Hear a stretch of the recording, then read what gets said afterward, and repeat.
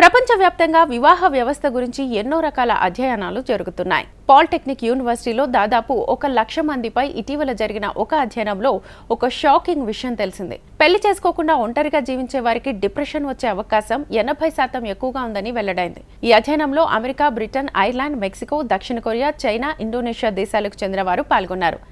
18 ఏళ్లు పైబడ్డ అవివాహితులను ఈ అధ్యయనంలో భాగం చేశారు. అధ్యయనంలో భాగంగా పెళ్లి చేసుకోకుండా ఒంటరిగా జీవించే వారిలో 80% మంది ఒత్తిడి లేదా డిప్రెషన్తో బాధపడుతున్నారని తేలింది. అదే పెళ్లైన వారిలో డిప్రెషన్ బారిన పడే వారి శాతం 40%గా ఉన్నట్లుగా అధ్యయనం వెల్లడించింది. విడాకులు తీసుకున్న వారిలో లేదా జీవిత భాగస్వామి నుంచి విడిపోయిన వారిలో కూడా అనేక రకాల మానసిక సమస్యలు కనిపించాయి. ఈ అధ్యయనంలో పాల్గొన్న నిపుణులు చాలా మంది వివాహితులకు మద్దతిచ్చేవారు అధికంగా ఉంటారని చెప్తున్నారు. అంతేకాదు, వారు ఆర్థికంగా కూడా బలంగా ఉంటారు. అందుకే వారికి మానసిక సమస్యలు తక్కువగా వచ్చే అవకాశం ఉంది.